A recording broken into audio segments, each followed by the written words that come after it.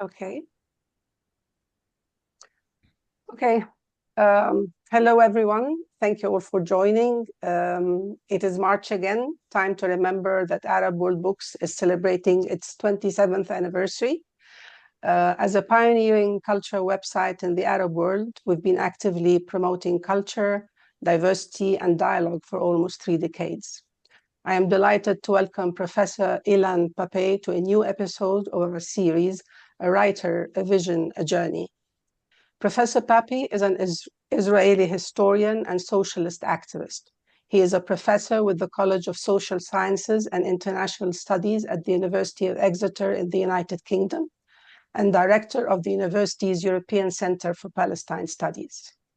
He is considered one of Israel's new historians who, since the release of pertinent British and Israeli government documents in the early 1980s, have been rewriting the history of Israel's creation in 1948. Among his many books are The Ethnic Cleansing of Palestine, A History of Modern Palestine, One Land, Two Peoples, and 10 Myths about Israel. I remember that with the Second Intifada, I added the Palestine file to Arab World Books with the aim of publishing objective articles that one would rarely find in mainstream media. And thanks to Professor Pappé, since 2001, we have highlighted many of his articles and books. In 2007, we featured his most interesting debate with Uri Avneri, Two States or One State, in which Professor Pappé advocated a one-state solution. Along with the late Edward Said, Ilan Pappé is the most eloquent writer of Palestinian history. I invite you to browse our website where you will find further reading and important links on Ilan Pappé and his work, particularly his most recent book, Israel on the Brink, to be released soon by Beacon Press. Perhaps it will elaborate on his recent article, The Collapse of Zionism, also featured on our website. I will post some of these links on the chat during the discussion for the benefit of those of you who are new to Arab World Books. Tonight's conversation will be moderated by Egyptian author and former ambassador to the United States, Mohammed Tawfiq. As with our webinars, a recording will be uploaded on our YouTube channel and live streamed on Facebook. I wish you all a great evening. Thank you.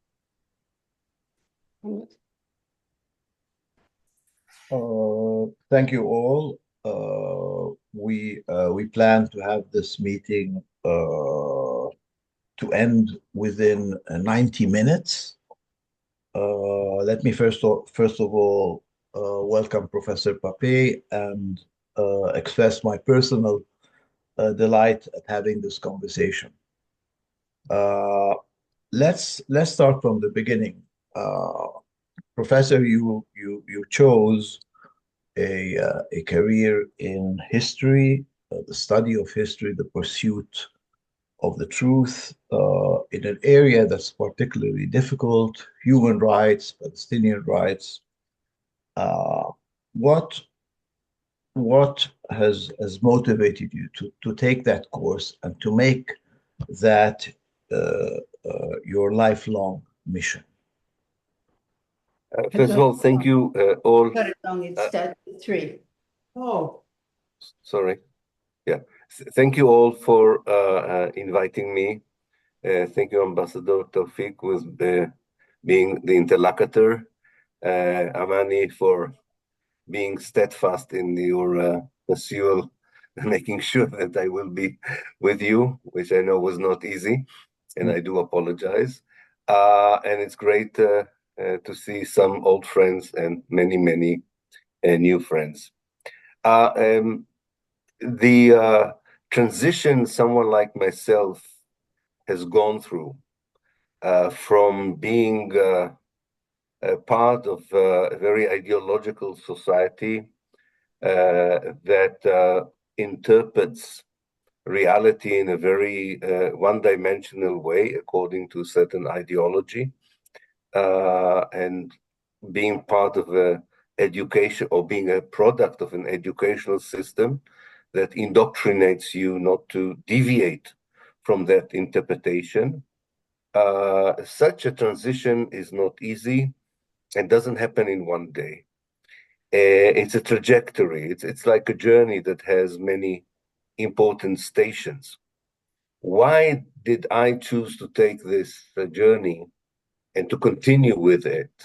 And the more you continue with the journey, I should say, the more you are faced with animosity, to put it mildly, from your own society, not to mention your own family. And yet you continue with the same trajectory. Why have I chosen it? And I wasn't the only one among the Israeli Jews who took such a journey, but we are a very insignificant minority within the Israeli Jewish society. Is a question I asked myself a lot. I mean, it definitely has little to do with my home. I mean, it was a loving home, and I have nothing against my parents and so on, but they did not subscribe to any critical views on Zionism or had any doubts about the reality or Israel's policies. Definitely, I could not blame my school or my teacher in the university. So I suppose part of it is your own constitution, your own moral constitution that it clashes with the values that you are being taught about, with the narratives that are being taught to you, and the choice of being a professional historian, I think, played a very important role here. I needed proof, I needed evidence when I began to question the Zionist narrative, whether it's the Zionist narrative of the past or the Israeli Jewish interpretation of the present. And because, as a professional historian, there is a clear kind of destination that you visit, which is the archives, which are the interviews. I mean, all those bricks with which an historian builds the edifice of an historical narrative. It was very clear to me that the evidence was so clear, so strikingly different from what I learned, that I think that's one reason. It's the motivation to be an historian, which not every person in the world wants to be an historian, but I loved history from a very early age. And I think that played a very important role. Secondly, and this is just by chance, I decided to continue my graduate studies outside of Israel. And you can see from the outside things you cannot see from the inside. And I made one conscious decision, which I think was highly important for building this challenging view to the dominant narrative into which I grew. And that was a choice in Oxford, where I did my PhD, to look for an Arab supervisor. I wanted something different. I said to myself, I'm in England, I might as well have an experience which I could never have in Israel.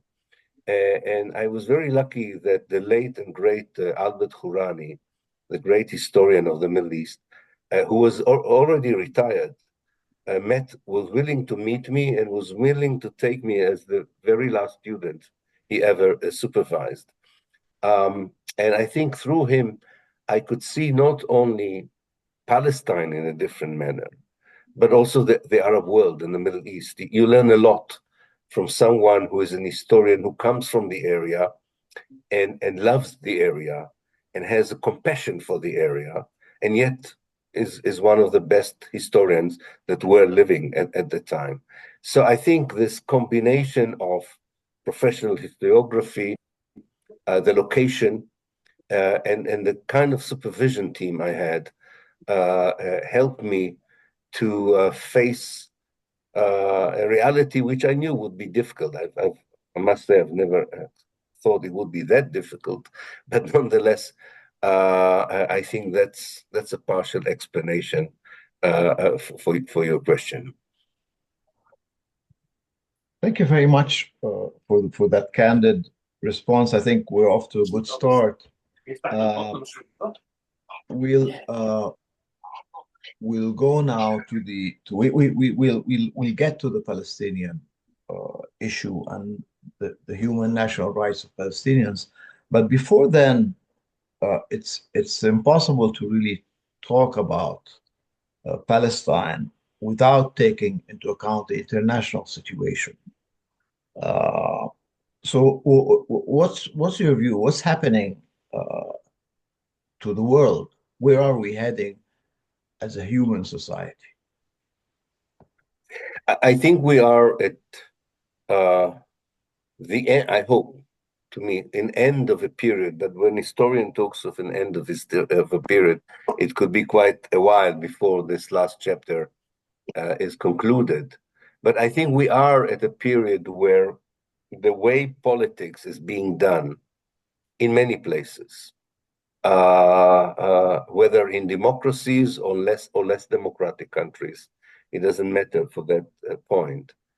The way politics is done is now at the moment where it is pursued by mostly by self-centered politicians who tend to be populist, tend to care very little for the concerns of their societies.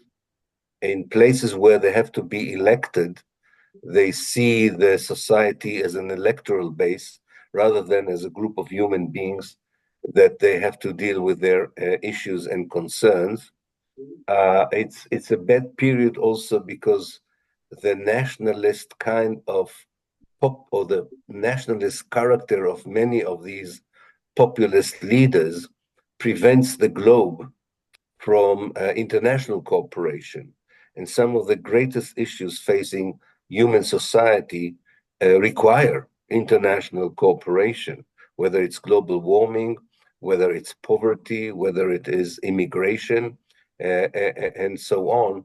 All this cannot be dealt by one country, not even by one superpower.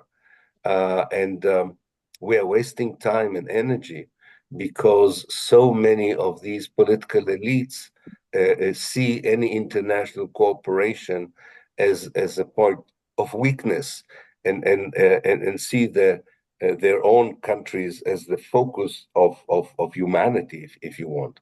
So I think that's one feature where we are heading into a period where still populism, self-centered politicians would still be the rule rather than the exception. However, I think what really characterizes, and I say it also as an historian looking at periods in the past, this kind of politics does not produce competence.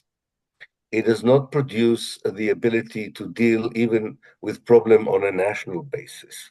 And therefore, I think that with time, their inability to deal with the real concerns of people, whether these are economic, cultural, or religious, will bring them down. I do hope that this will happen sooner rather than later, but I do believe it will happen. So we are in a moment, a very precarious moment of populism, self-centered politics, warmongering, because that goes together with populist nationalism. Even if people don't really mean to go to war, they might find themselves in a war. It's a worrying moment. The only good news, as I said, I do believe it's the end of that kind of period rather than the beginning. So we are in a cyclic moment that we were there before, but of course, every such moment in history is different from the one that preceded it because circumstances change. But we were there before in many ways, and we got out of it as a human society. So I do hope we can do it again. Thank you. I think you've raised a host of different issues. Let me focus on one of them. The growing disparity between the haves and the have-nots, both at the national level and at the international level.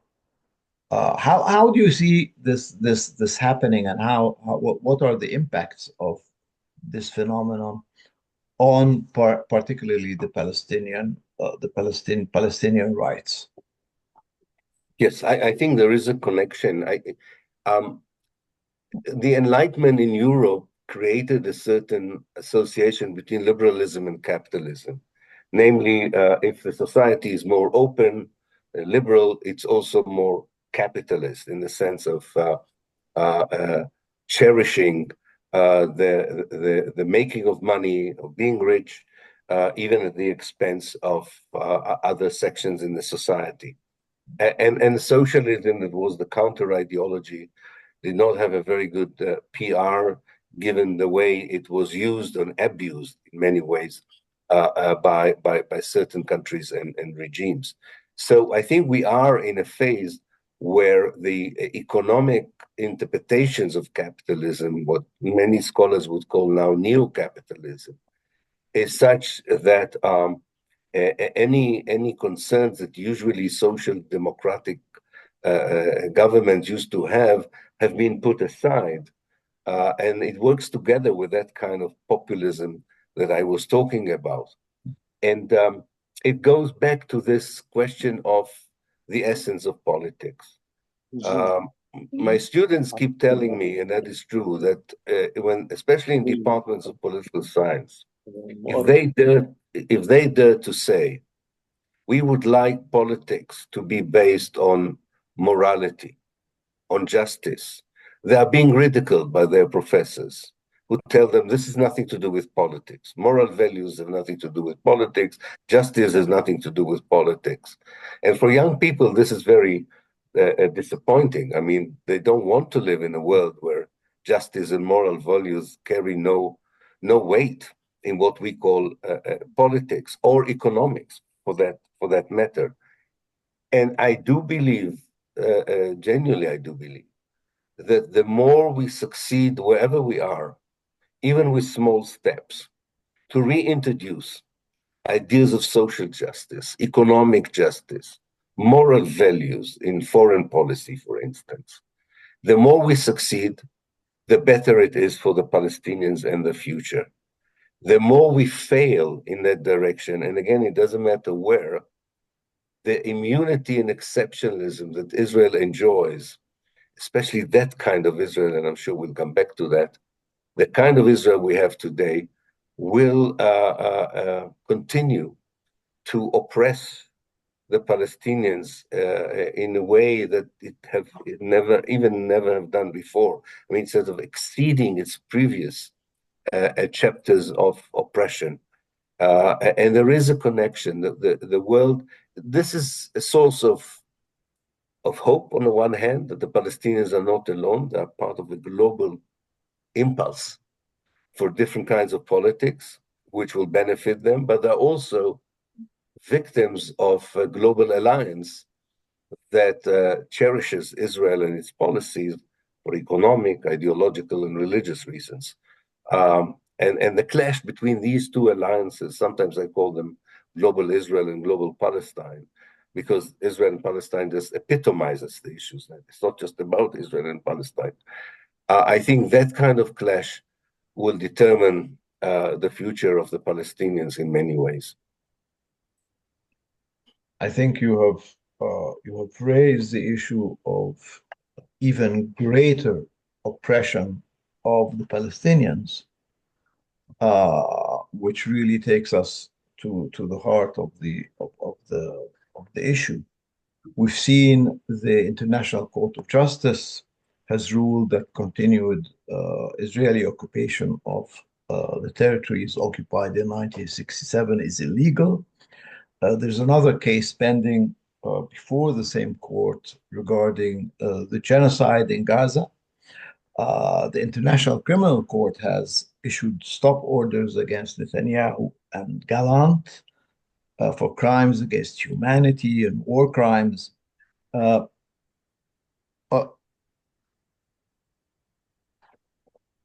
Now, we've seen a lot of movement in campuses around the world in which people, young people, are really defending justice. And recently, we saw a documentary by Israeli and Palestinian filmmakers who won the Oscars. So there's all this signal greater hope, or are the forces of imperialism so powerful that it's even futile to try and resist? Well, I think one should distinguish between short-term and long-term prospects here. Giving the local balance of power between Palestinians and Israelis, I would even say the regional balance of power and the international one. In the short term, it's very difficult to see where would come the impulse to stop Israel, to at least tame it. The elections of the American election produced a presidency that definitely is not going to stop the Israelis. The 2026 elections that are coming in some European countries can bring the right wing back to power, which always means no wish whatsoever to be involved in the situation elsewhere apart from their own countries. We have Modi in India that sees Israel as an ally, and it seems that there is enough military-industrial interests and multinational corporations' interests to allow Israel to have this shield of immunity to continue despite the rulings of the ICJ and the ICC. But I wonder whether it will stay for the long run, because the way the United States and Israel, for instance, totally ignore the ICC and the ICJ. In fact, they regard the ICC and the ICJ as enemies, not just irrelevant, but proper enemies. The way that they do it is questioning the whole structure of international law that was built by the, ironically, by the Americans after the Second World War to prevent a Third World War and to prevent the kind of horrors that Europe experienced during the Second World War. Now, this already we understood at the time, the fact that so many of the colonized people were not part of this discussion of what is international justice, what is international rule, probably comes back to bite us. And there's a need to redraft, I think, what is international justice, what is international law, if it can be so easily be violated by the very civilization or cultures that produced it. So I think in the long run, there is a chance that society, the global South, and very conscientious sections of the global North would create that kind of alliance that can already be seen in the civil society, but has not reached political power, that it might become more prominent in politics to such an extent that it would challenge current policies of oppression and the kind of policies that Israel allows itself to perpetrate against the Palestinians. So I think there is, Palestine is fortunate and unfortunate that its current reality is a test, not just for the Palestinians, but it's a test really for the world about what is just international justice, what is international law, what are the moral values that we expect countries to have towards other countries, and the whole idea of creating, solving a European problem in essence. I mean, Zionism was a European solution to a European problem, and believing that you can solve it by imposing it at the heart of the Arab world, the heart of the Muslim world, at the expense of the Palestinians. I think from the very beginning, it was clear you can only do it by force, and you can only sustain it by force. And that's why Israel, in many ways, is the relic of that kind of mentality. There was no other way of calling it, even if we are in the 21st century, a colonialist mentality. And we need to decolonize the world. And decolonization goes through Palestine. Palestine is one of the most important still colonized space that needs to be decolonized, of course, according to the 21st century ideas. You don't throw the colonizers to their home countries. They don't have home countries. But we already have some good examples from post-apartheid South Africa and so on. There are ways of decolonizing without creating another injustice. But we need a certain perception of justice and politics that right now very powerful countries and elites do not subscribe to. Well, you've mentioned the example of South Africa and the evolution in South Africa.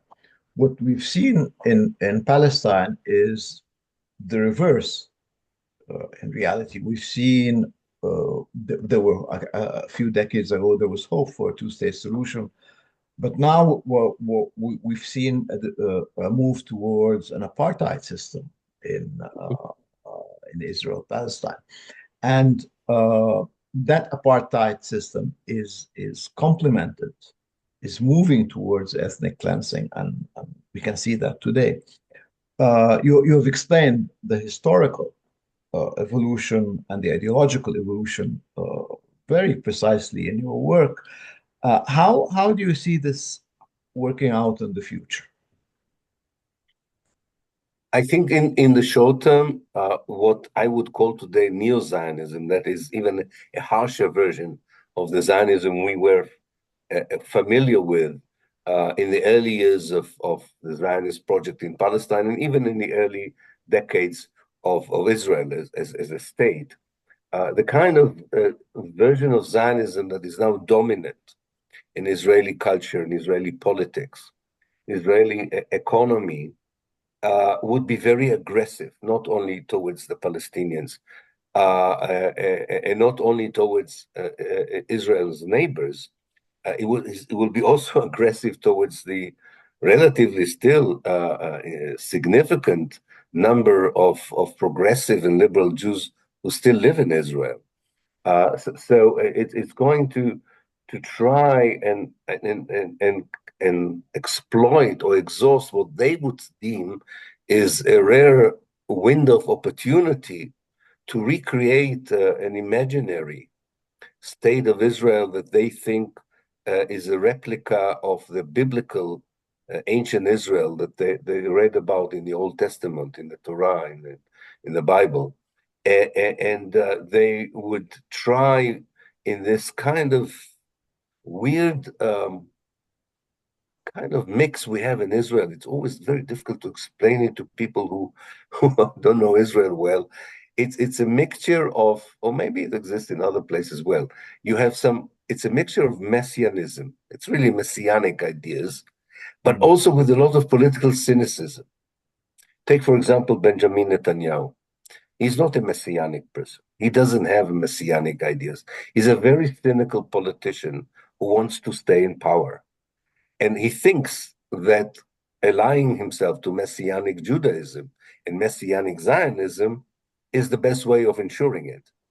So you have this very weird mixture between someone without any ideology, empowering people with a very fanatic and dangerous ideology that influences not only Israel, but influences everyone around Israel, and I would say even beyond the Middle East.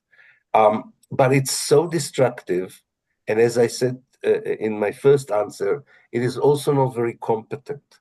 I do believe that in the long run, it is kind of excavating the hole by itself for the whole Zionist project that would be very difficult to get out of, and would alienate the whole idea of a Jewish state even further from neighboring Arab states and societies, from the Muslim world, but I think also from a lot of progressive people around the world who would probably say enough is enough. I mean, this is not something that can continue, and it has its own mechanism of destroying itself from within. So it's kind of a moment I think we have seen in the last days of apartheid South Africa.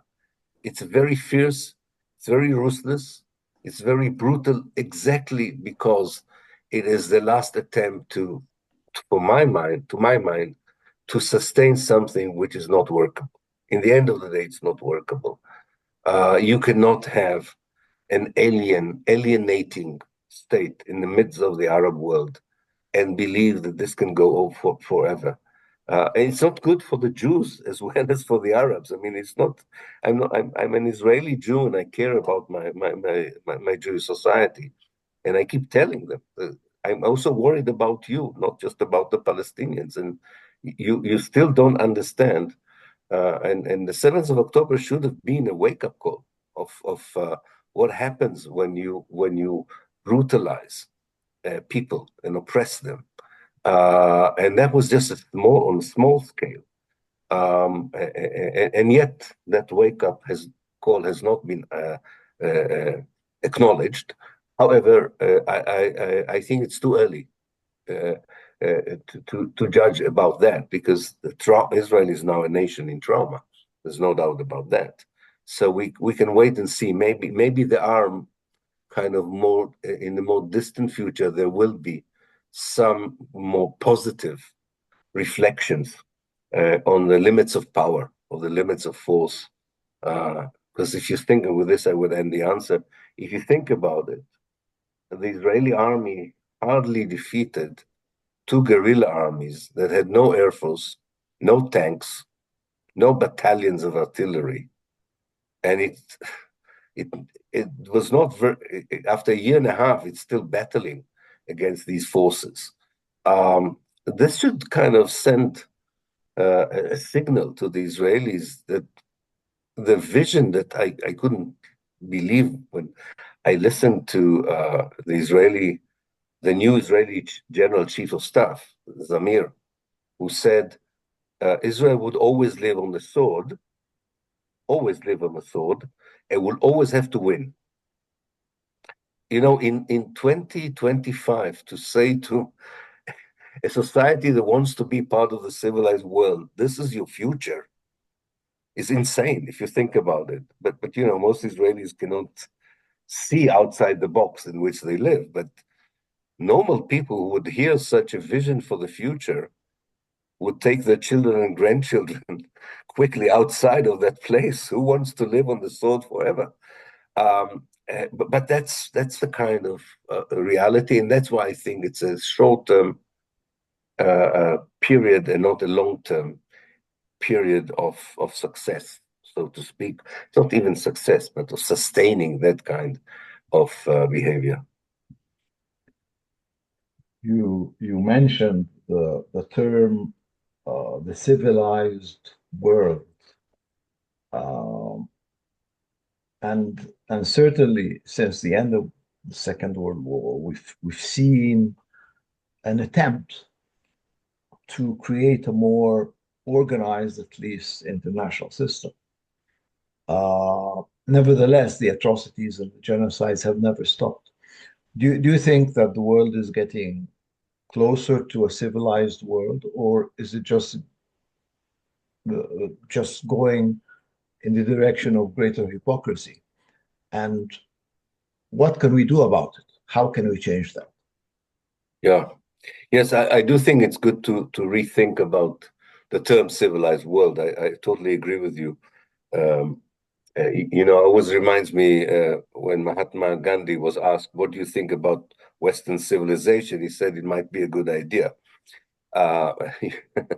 So I think we are really at that moment where we see that a very Eurocentric or Western-centric view of what is civilized and what is not civilized has to be unpacked, had to be reopened, has to be reintegrated with better understanding of what non-Western civilization brought in the past to humanity and still can bring to humanity. You need that kind of lofty attitude towards non-Western cultures to be replaced by a dialogue, and a dialogue that eventually fuses together the best that any civilization can offer to another civilization. I mean, this is something that for a moment, I remember reading the book by my late supervisor, Arabic Thought in the Liberal Age. And you yourself, Ambassador, comes from Egypt. And I remember how excited he was about Egyptian intellectuals in the interwar period in the 20th century being able to connect to their heritage on the one hand, but be open-minded about ideas that were coming from Europe, and how, in his view, how the colonialist and imperialist impulses did not enable a proper, fruitful dialogue that was maybe intellectuals were able to conduct, but societies as such were not able to conduct. And then we had on both sides ideas that were not very fruitful for that kind of, or conducive for that kind of a dialogue.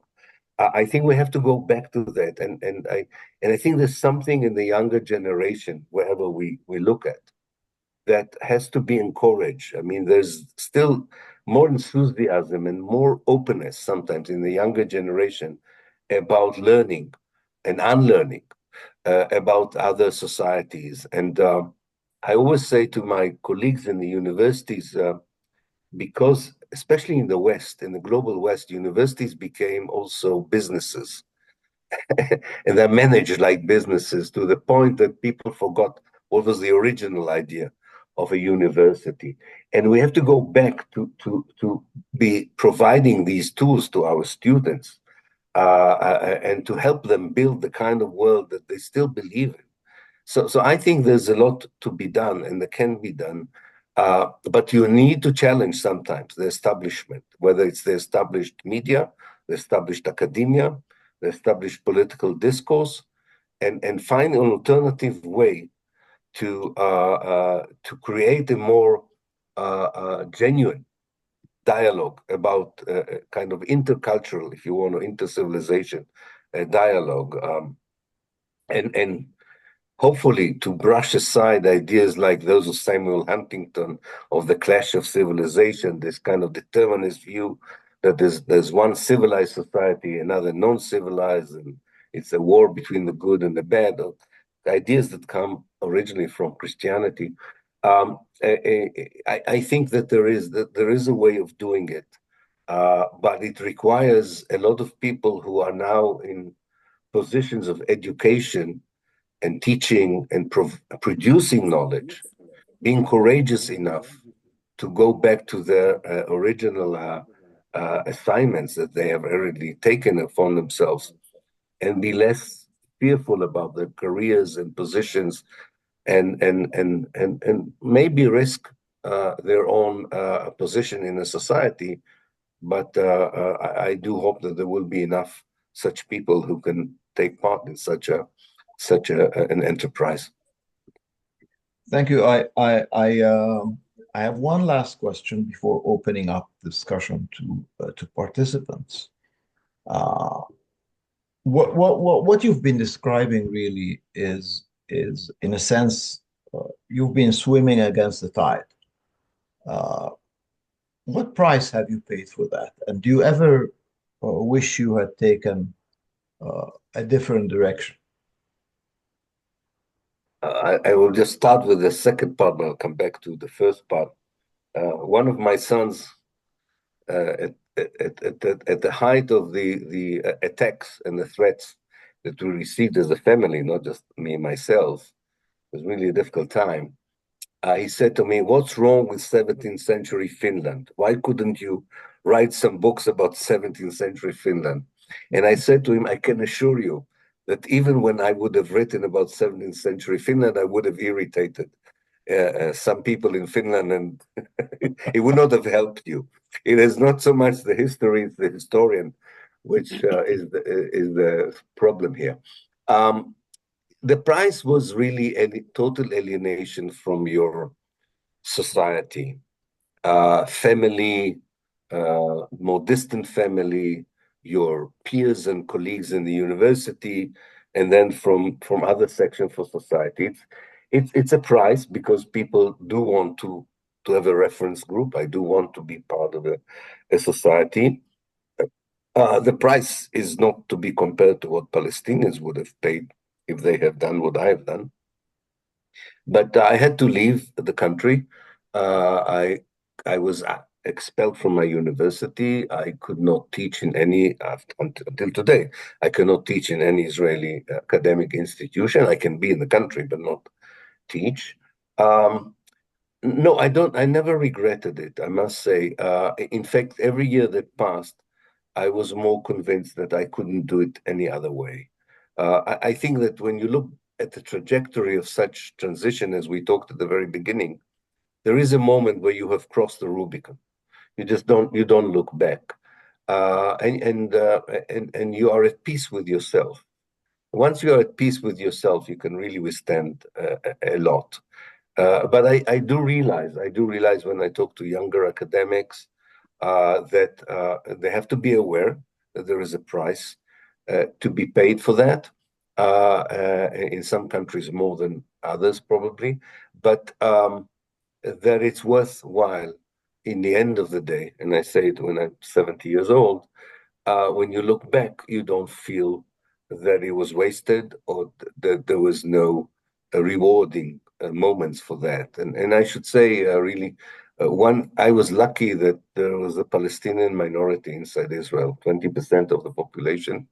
They provided, at the worst moments when I was still there, they provided for me a reference group, a solidarity group, friends who live in the Galilee and Haifa. So I didn't feel alone at all. I just had to gain the confidence of my Palestinian friends that my solidarity with them is genuine. And when that was done, I had a very important network that helped me to withstand some difficult moments. Yeah. Thank you for that. I think that will provide a lot of inspiration for many people. Let us open the floor for comments or questions.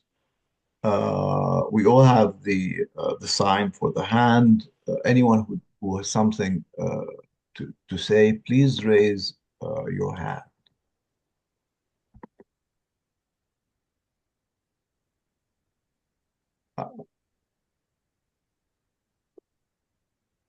Dr. Suhail? Yeah.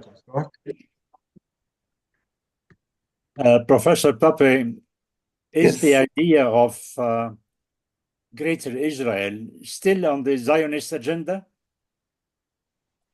Yes, very much so, Suhail. It is more than ever before, I would think. The Greater Israel idea was quite marginal in the years, I would say, 1948 to 1977, more or less. It was subscribed by important people, but it was never informing the basic policy. I think since 2000, in this century, the greater idea of Israel has moved from the margins of Israeli ideological thinking into the center. And politically, the people who subscribe to it are now holding very powerful positions in Israel. And it's not only in the political elite, they are now holding very strong positions in the army, in the security services.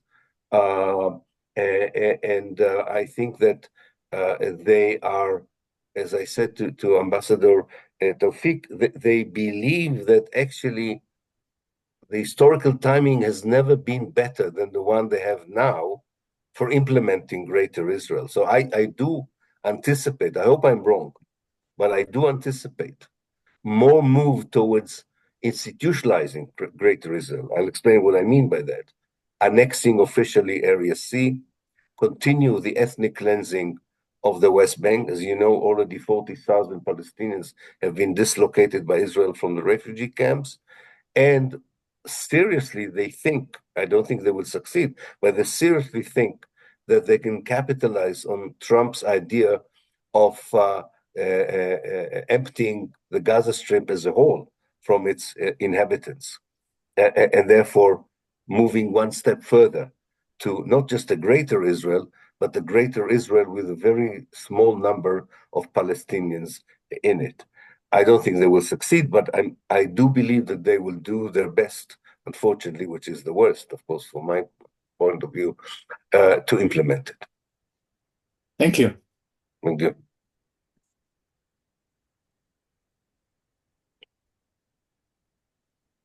Dr. Raouf? Yeah. Would you please unmute? You're muted. Would you please unmute?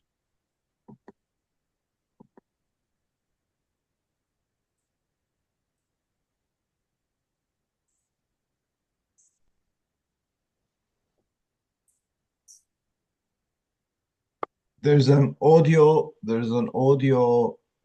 sign. Next to it, you have a small arrow. You can press the arrow or just press the audio sign. It will unmute. A microphone. No, you're still muted. We cannot hear you. If you can just press the microphone.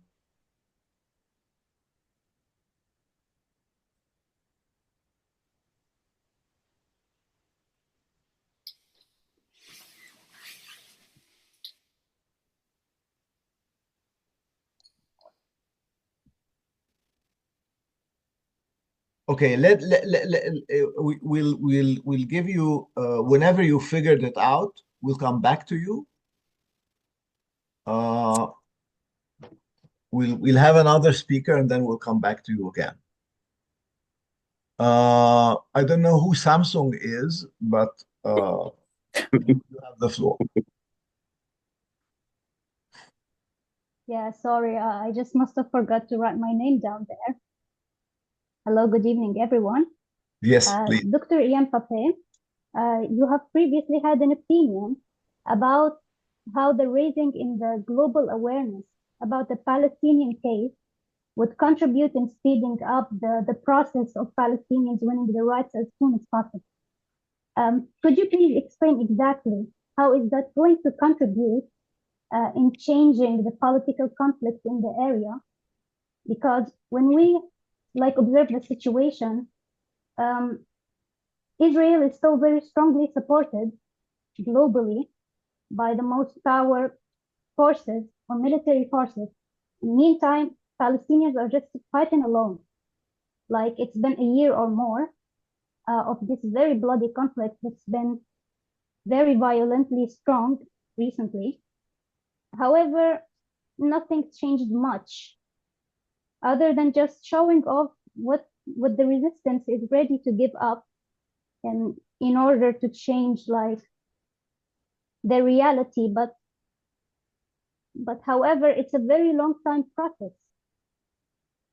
So how would the raising of the whole global opinion or views about terrorism and the fact about the resistance is going to speed up the process of Palestinians winning their rights as soon as possible? Yes, thank you. First of all, you're right. Unfortunately, it is a long process of change. It's not for tomorrow. It's not for the day after.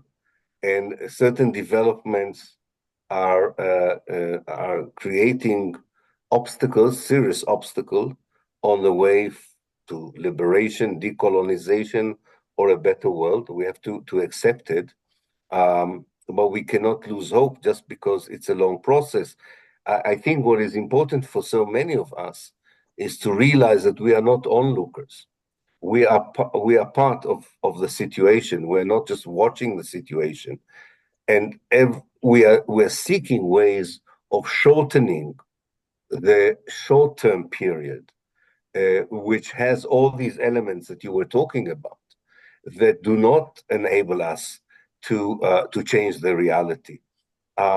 But there are changes. There are positive changes. I mean, I don't remember ever a period with so many millions of people around the world identified with Palestine. That was never happened before.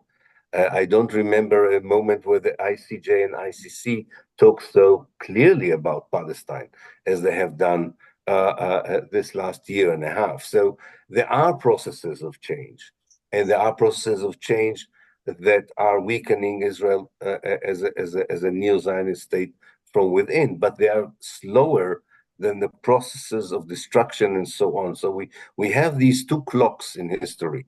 The clock of destruction is always very quick, and the clock of change is much slower. And I think humanity was able to deal properly with such challenges when it was narrowing the gap between the two paces. And I think that's what so many of us feel that they are part of. But yeah, it's very difficult not to lose hope in such a situation. And I think especially people who are not directly under the occupation and the oppression have the role to move forward with strategizing, with vision, and with hope of changing, because they have much more space and possibilities of doing it. When you are under occupation and oppression, you don't strategize. You're just trying to survive. So I think there's a role for us, and the historical trajectory is going in a certain direction, to my mind, but it will take time. I agree, and that's something that needs to be openly and candidly stated, and not promising people a quick solution or end, but just connecting between our own efforts and these possibilities of a better future. Jennifer? Well, let's hope for the best. Yes, so happy to get to hear you speak, Dr. Pappé. I have always been curious. First of all, when we talk about the new historians, why it was in the late 90s, I think, or mid 90s, that you and other colleagues started trying to tell the truth about what happened during the Nakba and so forth. Why did that take so long to happen? And this is probably linked to lack of information within Israel itself. I mean, I understood that Israelis don't, even this past year, haven't really had access to what's really going on. You could speak to this more accurately. And then, you had Benny Morris saying, okay, this happened, this is what happened, and we should have finished the job. So can you talk a little bit about what Israelis, there's a gap in information, there's a gap in something that I've never understood. If you could shed some light on that. Yeah, definitely. First of all, as for the new historians, this had a lot to do with the declassification of documents. Israel was following the British rule, and only after 30 years it released some documents on 1948 and released many more after 50 years. So for professional historians in Israel, they needed the archives, and without the archives, it was difficult for them to come and say that there are challenges to the narrative that they grew upon. So that has a lot to do with the dates of declassification, the timing of the appearance of the new history. As for the other question, yes, I think you're right. Israelis, by and large, are informed only by their own media. They're not consumers of any alternative media or other international media. And for example, since the 7th of October, all the Israeli TV channels and the mainstream media have not shown them anything what goes on in Gaza. And therefore they are not aware, most of them are not aware of even what goes on in Gaza and the level of carnage and destruction. We have suspicion that even if they knew the dehumanization of the Palestinians after 76 years of statehood is so deep that I'm not sure that even if they would have known more about what's happening, it would matter that much, unfortunately. So it's both a lack of information but also a certain way of interpreting that information that has to do with the nature of indoctrination and the educational system and socialization processes that Israelis, that produced the current Israelis, if you want. Some of us are definitely all their lives, and even today are still struggling to try and introduce the Israelis to more information, to different interpretations. But I don't think so far it's been a successful attempt, unfortunately, which we should not give up. One has to continue the dialogue with the Israeli Jewish society. But there is a strategic conclusion here, of course. We are not waiting for changes inside Israel in order to help the Palestinians. So strategically, I think those of us who support the idea that Israel has to be pressured from the outside in similar ways in which apartheid South Africa was pressured, that strategy is not anti-Semitic, as the Israelis claim.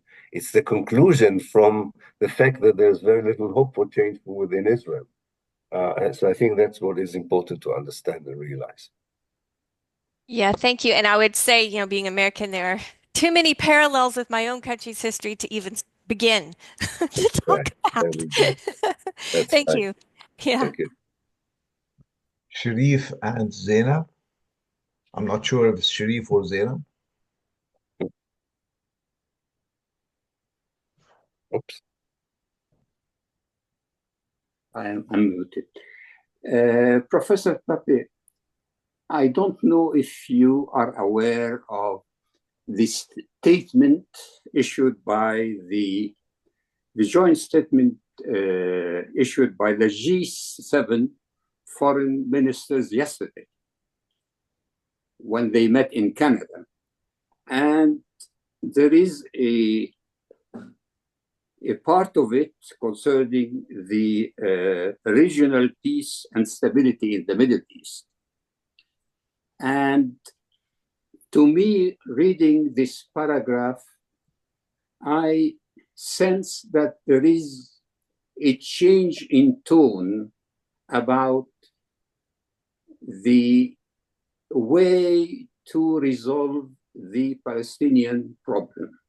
It shifted from the political side, from two-state solution, self-determination, and so on, to a humanity point of view, to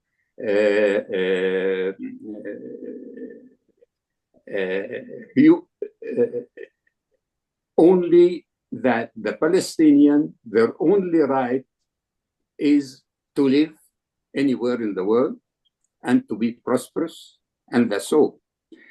Let me read you just one line of that. We underscore the imperative of a political horizon for the Palestinian people achieved through a negotiated solution to the Israeli-Palestinian conflict that meets the legitimate needs and aspirations of both peoples and advances comprehensive Middle East peace, stability, and prosperity.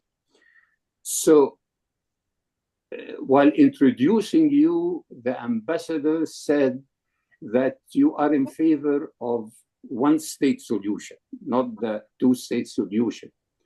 So, if the struggle now will become closer, a struggle of like what happened in South Africa, saying that one-state solution where Palestinians are second-class citizens, and they have to go through the struggle in order to, like the African Americans, for example, to gain their rights, their human rights from the society, and that's all. So I would like to know your reaction to that. Yeah. Thank you. Thank you, Sharif. First of all, I think that we are too late with such a statement as the G7 did. The problem now is not to facilitate negotiations between Israel and the Palestinians. This is all news and it hasn't worked. Israel is not going to negotiate with the Palestinians about anything. Israel is going to impose its will on the Palestinians. So what the G7, the G20, the G55 have to do is to stop thinking about themselves as mediators. They need to defend the rights of the Palestinians. And the only way to defend the rights of the Palestinians is to stand along the Palestinians against the Israelis, not to be the mediators. You don't mediate between colonizer and colonized. You support the decolonization. So I think this whole language of the statement that you read is old and irrelevant anymore to my mind, because the situation has changed. It would have been relevant 20, 30 years ago, definitely. But I don't think there's any genuine political force in Israel who thinks that the Palestinians are valid partners for negotiations. The Palestinians are a problem, and Israelis are debating between themselves how to solve the problem, not how to negotiate with the people. Yeah? We have to digest this fact. It's not a pleasant fact. It's not an easy fact. We all would have wished that there was a peace camp in Israel, but there's no peace camp in Israel anymore. There is a society that is very indoctrinate, very fanatic, very dangerous in its political outlook. Secondly, I don't think that the comparison to South Africa, although the Africans in America, is always valid. Because one of the problems with the whole idea of the two-state solution, that it ignores most of the Palestinians, and it only deals with 20% of Palestine. That's the main problem with it.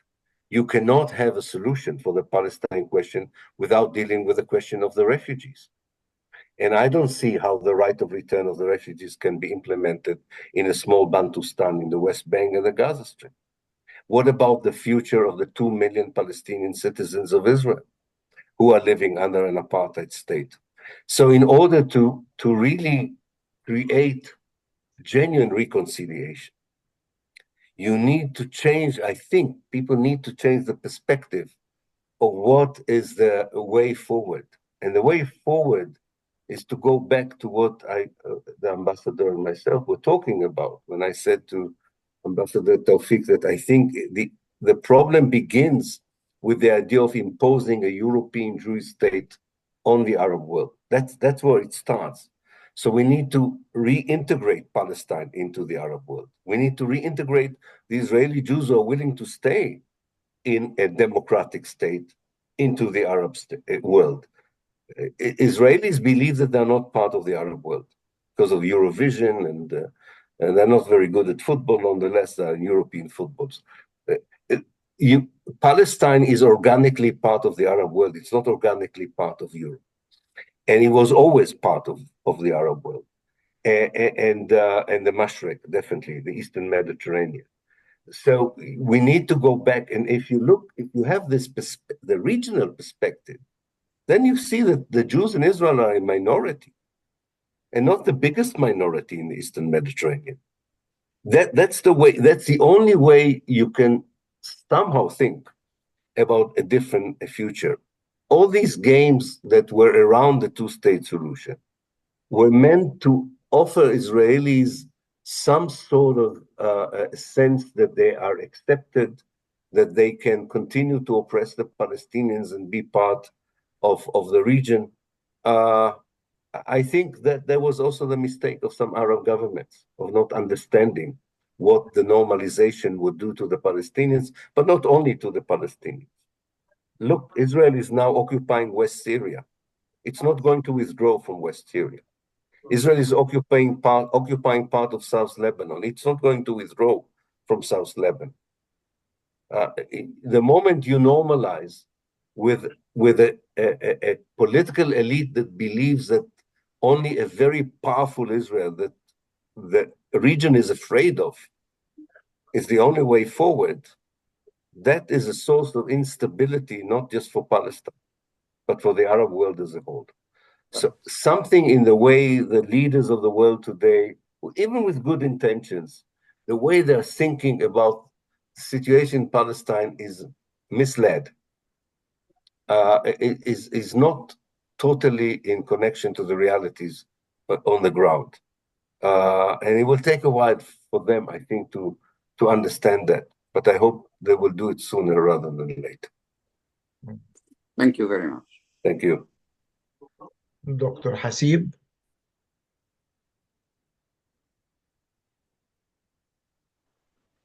Good evening. Thank you very much for your talk, and greetings from Galilee and from Finland. I would like to turn your attention to our attention as a whole, although I don't want to be pessimistic at all. We have to hope, despite the situation that everybody knows since the 7th of October. But I would like to turn our attention to one small detail, that Israel, after 77 years until now, could not create any kind of real peace and understanding and justice between the regime of Israel and the Arab Israeli Palestinian minority, numbering now over 2 million. Taking into the consideration this reality, how could we think of a peace that Israel is ready or can think of to establish with 425 million Arabs all over the world? And do you think, my question, of course, each one has his own and my own thinking, since I lived in my homeland in Israel. I have Israeli passport and a Finnish passport now. And do you think that Arabs and Jews in Israel, for the long run, can do something worth mentioning in order to change this awful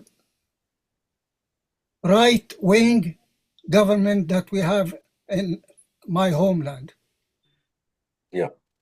Well, as I said to some other people who were asking, commenting on this, the long-term process that we are looking at, even the hopeful long-term process, is not going to be easy.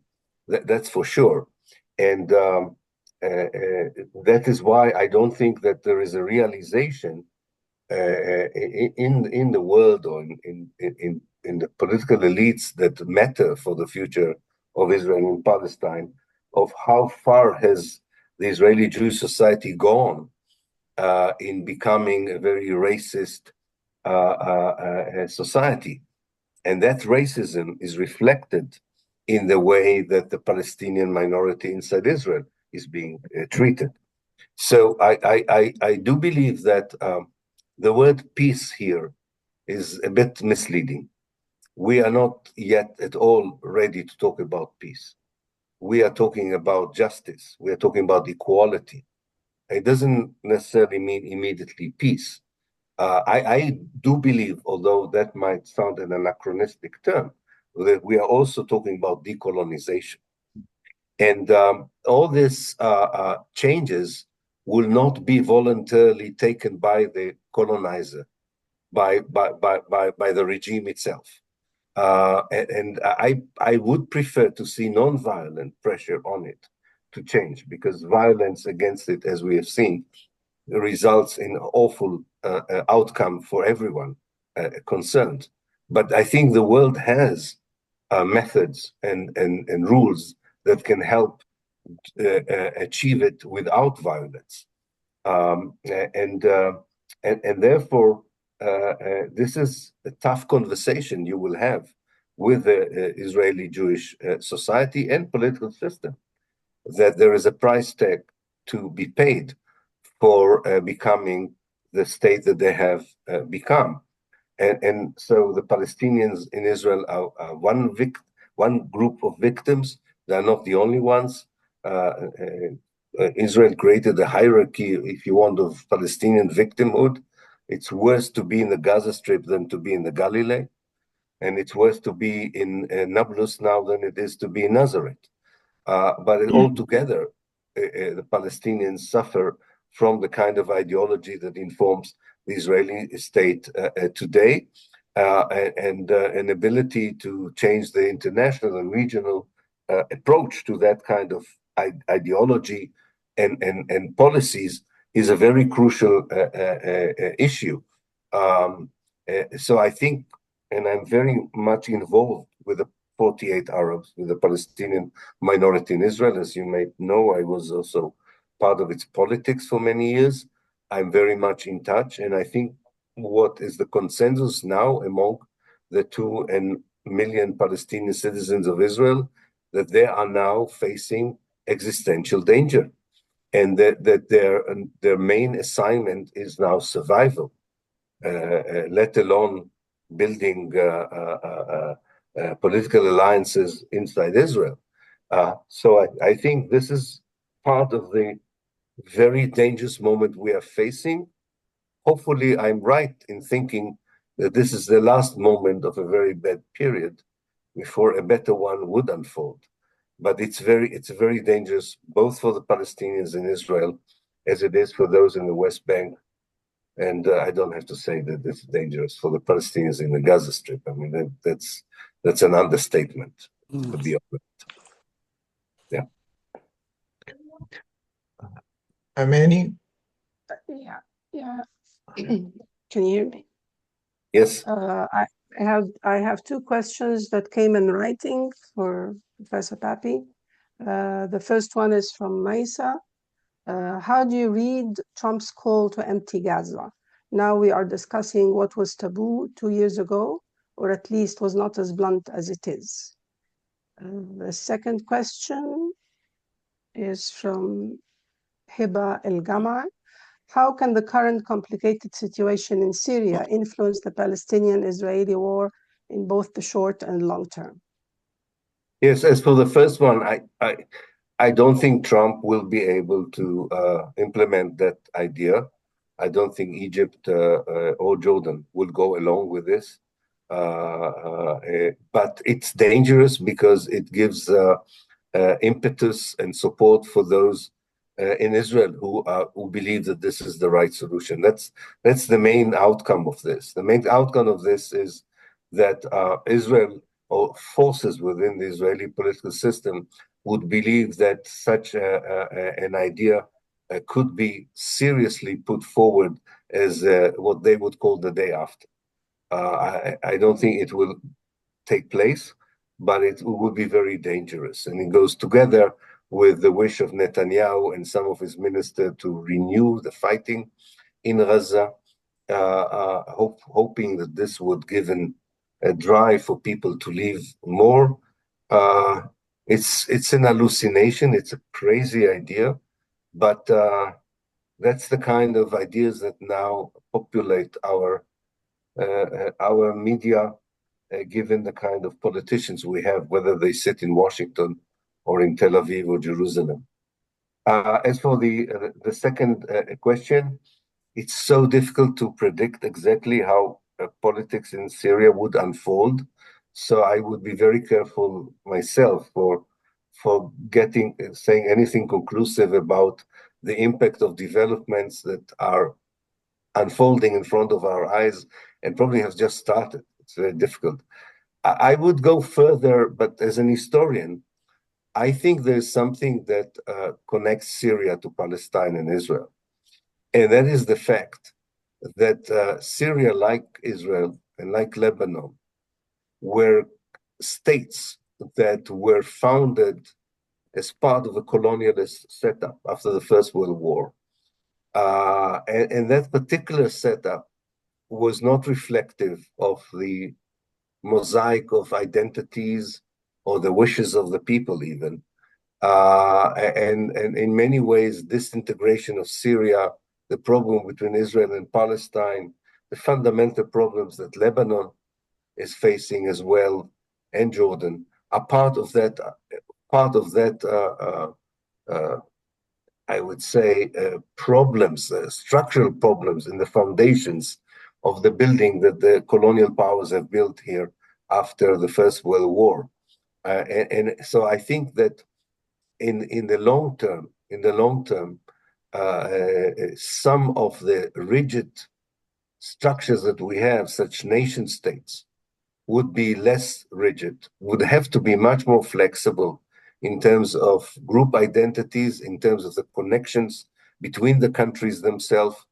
I'm thinking about the term Bilad al-Sham that was appropriate, I think, in many ways in terms of the connections between people.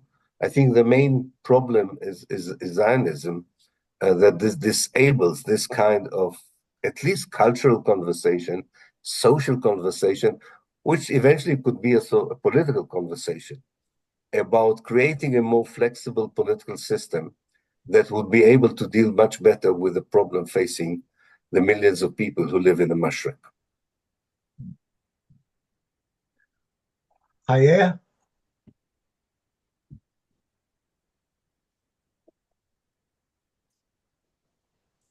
Haya Izzuddin? Would you please unmute?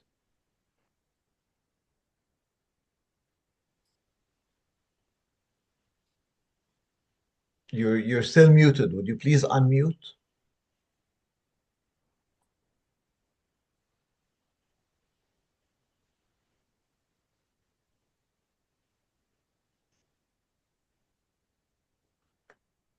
افتح الميكروفون.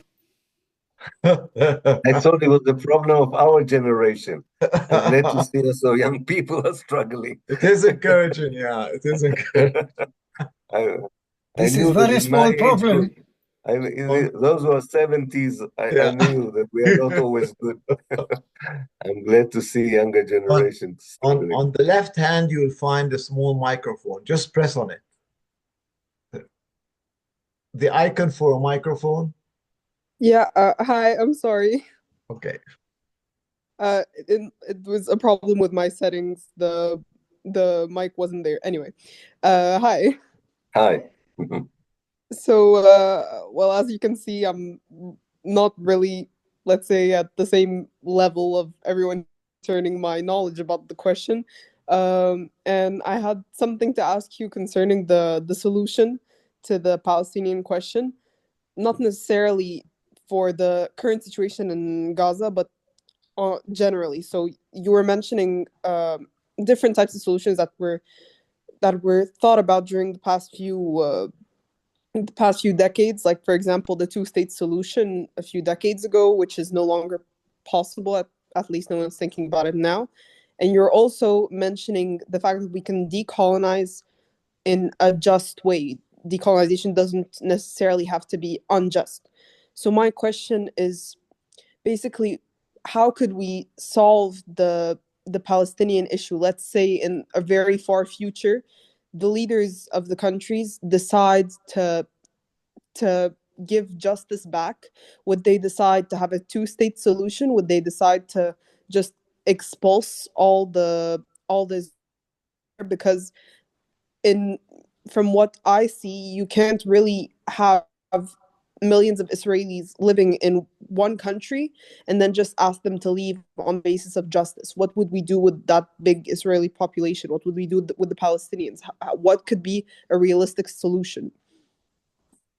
Yeah, well, first of all, it's up, of course, to the Palestinians to tell us what they want in the future. We are not hearing from them exactly what they want because of the political situation right now. The Palestinian politics is divided, fragmented, doesn't have a clear vision for the future. So we should hope that this kind of process would mature soon so we can have clear vision from the Palestinians to go along. But from what I hear from the younger generation and from what I understand from Palestinian politics, the vision of the future, even those who see the two-state solution as a stage before going to something much more permanent as a solution, is something that many countries in the world enjoy, and that is the principle of equality, where you are treated equally regardless of your nationality, religion, ethnic identity. This is something the Palestinians always demanded and were rejected by the international community, not only by the Israelis. The idea of a genuine democratic state where one person, one vote is the rule, and where people are treated equally, is something that the Zionist movement in Israel always rejected. And surprisingly, the democratic world was the main supporter of this idea against the Palestinians. So we have to go back to this idea. So first of all, I'm sure that the vision is not to expel the Israelis. Nobody's talking about expelling the Israelis, but what we want to expel is racism. We want to expel the idea that Jews are superior to non-Jews in the country that is called Palestine. That's the thing we want to expel, an ideology, not people. And we want a different ideology, a different moral vision to inform us, the vision of equality, of democracy, of justice. And I think this is something that would have a very important impact on the Arab world as a whole, not just about Palestine. So the vision is not unique in terms of what so many other people in the world would like to have. You know, equal rights, equal opportunities to succeed materially, and belonging to your homeland or belonging to the place you live in. If too many people in the world still don't realize that what the Palestinians have been robbed of for more than 120 years, but in particularly in the last 76 years, is normal rights that most people in the world enjoy. They don't have a proper right for work. They don't have a proper right for living. They don't have a proper right for careers. They are all the time are censored and limited in the most basic needs that a human being has within any political society. And we have to look for the political structure that would enable them to resume normality.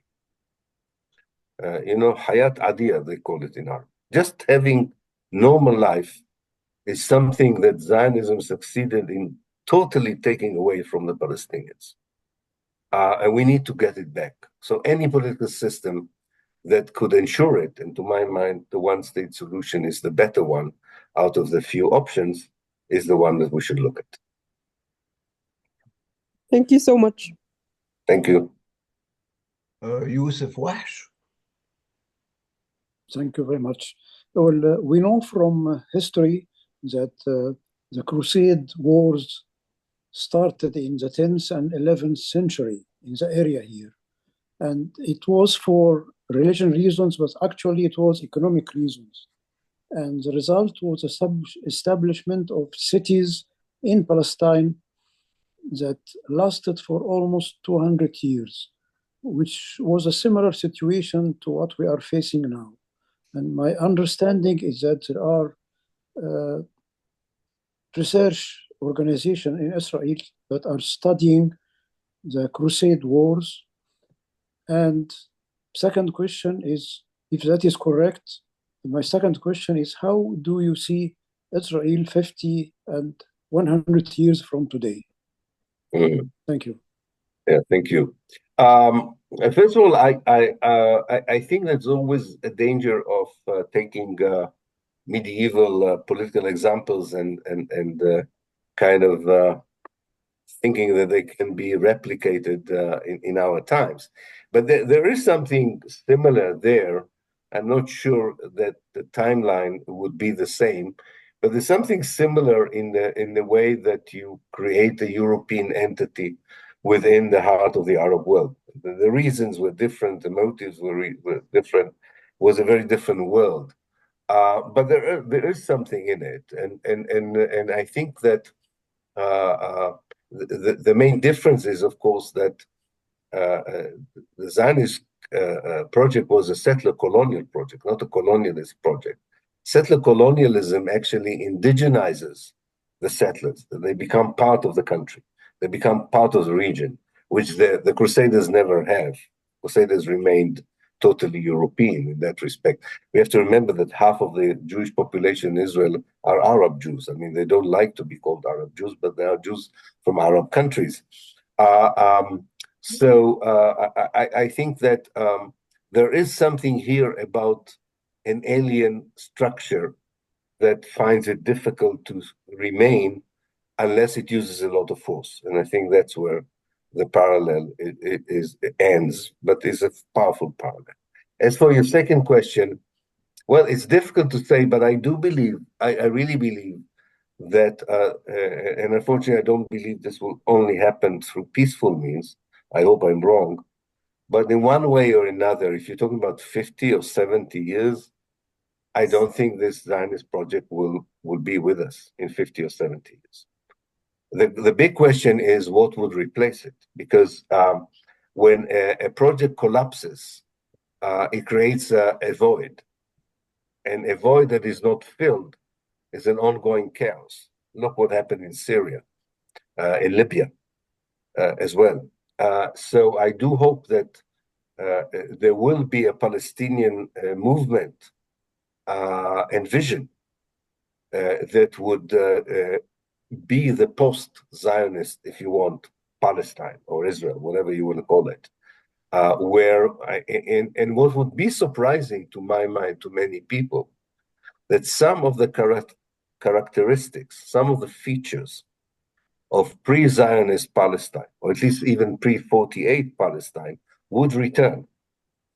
The genuine coexistence between Muslim, Christians, and Jews, the ability to respect group identities which are important to people, whether for religious or cultural reasons, a whole mosaic, a whole fabric, a whole framework that would have, I think, a lot in common with the world that colonialism and Zionism destroyed, and would be a better base for living together. Again, I'm not romanticizing it. I'm not idealizing it. I don't think it would be easy. I don't think it won't have a lot of teething problems, but I still think it's a win-win situation for everyone in the future. We have two remaining comments or questions. I will ask the participants to be very brief because time is running out. Ahmad Abu Mat. Professor Pappé, it's a pleasure to be in your presence. Thank you. I have two questions. One is, when exactly was the watershed that you decided to change sides? Two is, in view of your remarks about the two-state solutions that you noted a few minutes ago, why do you think the West insists of putting this solution on the table while it doesn't seem realistic at all? Thank you. Thank you. The watershed, as I said in my answer to Ambassador Tawfiq, my journey was a journey. There was more than one station. So there was not a moment of epiphany, that suddenly I woke up a different person. But I think a lot of the station had to do with development on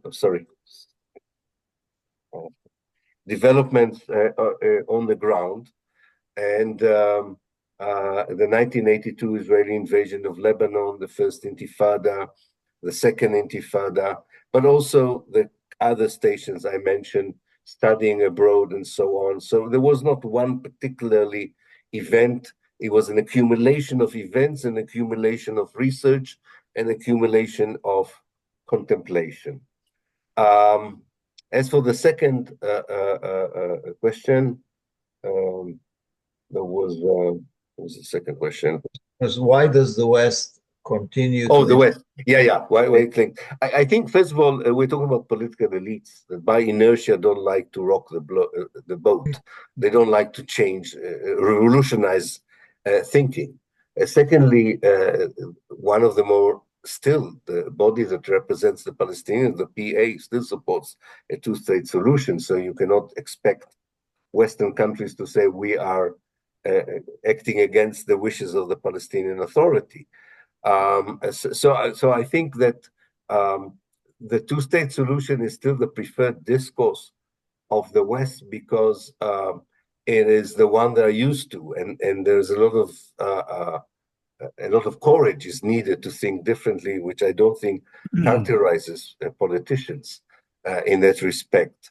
And a lot of vested interest, both economic and political, are in that kind of talk. And more important than anything else, it is the one discourse that doesn't endanger the support of Israel. Any other discussion, I wish we had more time, but we don't have time, it is really not only going to expose the problem of Israel, it's going to expose the complicity of the West in what goes on in Palestine. And any talk outside of the two-state solution will bring it back to Europe and its complicity in really creating what nowadays we call the ongoing Nakba. Well, I think we've run out of time. We've taken up. Just a second. Yeah. Sure. Yeah. Okay. Yeah. I'm with you. I see that your next meeting is coming. Yes, I'm a keynote speaker in a gala evening here in Toronto, where I'm now, and we are recruiting money for a new for rebuilding the Al-Rantisi hospital for children in Gaza. So I cannot be late for that. Sorry. Perfect. Thank you for that. And the only thing that remains is for me to thank you for participating in this and for your vision, but also thank you for providing a role model for many young people around the world. I'd also like to thank all our participants for being here. This has been a very enjoyable event. Thank you all, and we won't be holding you up anymore, professors. Thank you. Thank you so much, Ambassador, and thank you, Amani, and thank you, everyone. It was a great Thank you very much, Professor. to Thank be you very with much you. for your time. Thank you so much. Thank you.